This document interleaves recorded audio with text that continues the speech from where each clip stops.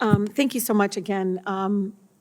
Ms. Gibson-Brown, after your husband was violently taken from your home, he was taken to the Whipple, is that how Whipple Federal Building, is that correct? Did ICE agents take any photos of him while he was there? He said they took trophy photos. They were selfies on With their their personal personal cell cell phones. phones with thumbs up. Yes. Is that correct? Yes. The day after your husband was illegally taken from your home, a federal judge ordered that he not be removed from Minnesota. Is that correct? Correct. Is that what happened? He went to Texas. They took He him to didn't know. Texas. They took him, Yeah. they took kidnapped to him, and Tex- took him to Texas. Yes. Did ICE quickly realize their error on their own? No. No. Your attorney had to confront Homeland Security. Is that correct? Absolutely. On January 15th, a federal judge found that ICE had violated your husband's rights by illegally breaking into your home and detaining him, and the judge ordered his release from the detention. Is that correct? Yes. But after your husband was released, he was re-detained for a few hours at the Ripple Federal Building. Is that correct? Yes. Who's responsible for ordering that your husband be re-detained? They said it came from the White House. Now, per federal agent, we know for a fact the order came from Stephen Miller. Did you know that? Yes. I also think it's really important because a lot of people have been talking about this. Do you think all this would have not happened to you if they were unmasked? Do you think if they were unmasked, this would not have happened to you? Would they still show up like this, but just no masks on? I think it would have happened either way. Yeah. Do you think it's about training or a culture? Probably a culture. I mean, Mr. Schwenk, it's a culture.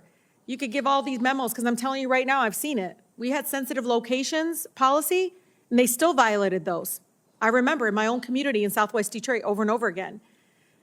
So it's mind-boggling that so many of my colleagues continue to say that it's about recruitment and everything when I'm showing them over and over again. Look at how they're recruiting using like white supremacy music. Right. The posters, I don't know if you know Ms. Gibson-Brown, I showed them a poster where it says, come join us, make home home again. What does that mean? Ms. Gibson-Brown, you know this. What does that mean? Exactly, it ejects a sense of like some sort of white supremacy, Right. Gang that's coming in and trying to, they even have a poster of Uncle Tom or something, and it has an arrow saying invasion. Who's invading? What are you talking about? I only say this because everything that we went over, I don't think it was about training. I think it's about Stephen Miller and everyone else that created a culture within this department, within ICE, Border Patrol, and everywhere. These folks didn't just join Border Patrol or ICE. The people that killed Alex and Nicole, Renee Nicole, I don't understand how people continue to say this in committee, that somehow if we just take the masks off, we'll be saved. They're gonna shoot us anyways. Give them a few more trainings, give them some memos. But if the culture from within, from other presidential administrations, I've seen it, they just violate their own policies, and there's no sense of accountability. It is created a culture of violence and fear. And boy, oh boy, are people making money from it.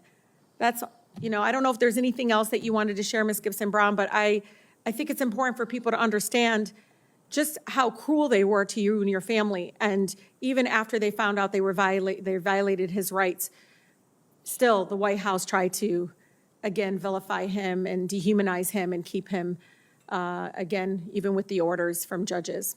They kept the door broken. The door was broken and nobody paid for it. We had to pay for it. And my house was open for probably almost 2 weeks. My door was broken. I had to put weights in front of my door to keep it locked. It's so shameful. Yeah. But you know what? GEO Group and Civic Screw, all of them, they're making money. They don't care about your door. They just care about taking people, holding them there, and billing the federal government, the American taxpayer, tons and tons of millions of dollars. And guess what? They're still not satisfied. They want us to do more. Well, It's when really he went sad. to Texas, he requested to call me. I hadn't talked to him for like 24 hours, and they told him he's in ICE custody. He couldn't make any calls. Yeah. I have people that I can't find for days. They don't even put them in the system. When we say disappeared, that's what we mean. And I mean, I couldn't find somebody, a resident of mine, for 12 days. They're not following their own processes. I don't even think that's what it's about. I think it's because it was created post 9/11 to do just what it's doing now. And it's something that I think our country needs to realize. Now it's being turned, of course, on so many other communities across the country. But as somebody that grew up with 20 different ethnicities in my neighborhood, they've been doing it. Checkpoints, racial profiling. I don't know if you know this, Chairman. They even took a father from the front seat with his daughter who had leukemia in the back seat. That happened in 2010.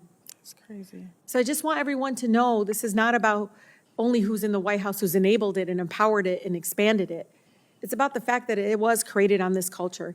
Masks, trainings, body cams is not what's going to stop it.